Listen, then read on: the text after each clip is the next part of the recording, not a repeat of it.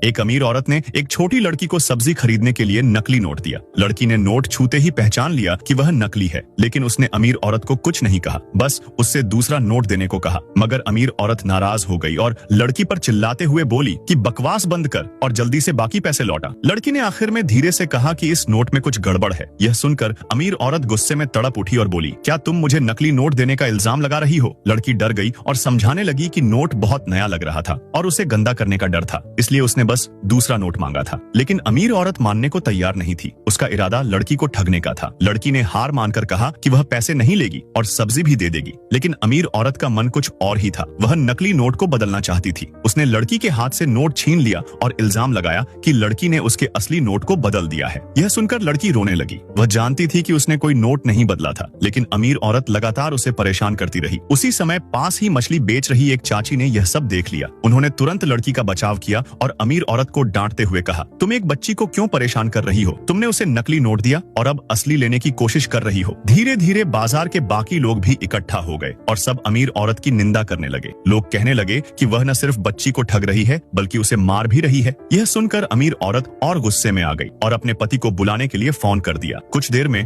उसका पति कुछ आदमियों के साथ वहां पहुंच गया। उसने आते ही लोगों पर चिल्लाना शुरू कर दिया, किसने मेरी पत्नी को परेशान किया है? तभी उसकी नजर लड़की की मां पर पड़ी और उसने उसे अपने साथ ले जाने की कोशिश की, मगर उसी वक्त लड़की के परिवार वाले भी उसे ढूंढते हुए वहां पहुंच गए। असल में 7 साल पहले लड़की के पिता का एक्सीडेंट हो गया था। उन्हें बचाने के लिए उसकी मां ने 7 साल तक लगातार अपना खून दिया, लेकिन खुद कुपोषण का शिकार होकर विकलांग हो गई। अब लड़की के माता पिता दोनों ही बीमार थे। जब लड़की के माता पिता की शादी हुई थी तब माँ कभी भी पिता के असली परिवार से नहीं मिल पाई थी। हालात इतने कठिन थे कि छोटी बच्ची को अपने पिता का इलाज कराने के लिए कम उम्र में ही कचरा बीनना पड़ा ताकि वह कुछ पैसे कमा सके। उसकी दादी हर रोज सड़क पर पर्चे बांटती थी और लोगों से अपनी खोई हुई पोती के बारे में पूछती रहती थी। एक दिन गर्मी से चलते चलते वह बुजुर्ग महिला बेहोश होकर गिर पड़ी। संयोग से छोटी लड़की वहीं से गुजर रही थी। उसने दौड़कर उन्हें पानी पिलाया और होश में लाया। जब बुजुर्ग महिला ने होश संभाला और लड़की को देखा तो उसे लगा कि यह उसकी पोती जैसी दिखती है। तभी उसकी नजर लड़की की बाह पर पड़े अर्धचंद्राकार निशान पर पड़ी। यह उनके परिवार का जीवन चिन्ह था जो हर सदस्य के हाथ पर होता था। बुजुर्ग महिला ने तुरंत अपने घर वालों को फोन करके बुलाया और बताया कि उसे तिंगजी की पत्नी और बेटी मिल गई है। सुनते ही परिवार के बड़े बेटे, दूसरे बेटे, तीसरे बेटे और बेटी सब वहां पहुंच गए, लेकिन तब तक छोटी लड़की और उसकी मां वहां से जा चुकी थी। फिर पूरा परिवार उन्हें ढूंढने लगा। किसी ने उन्हें सब्जी मंडी के बारे में बताया। सब तुरंत वहां पहुंच गए। जैसे ही वे सब्जी मंडी पहुंचे, उन्होंने देखा कि उनकी छोटी भतीजी को वही अमीर औरत परेशान कर रही है। यह देखकर बड़ी बहन ने तुरंत सीधे उस बदतमीज को एक थप्पड़ मारा और फिर उस अमीर औरत को भी मारा।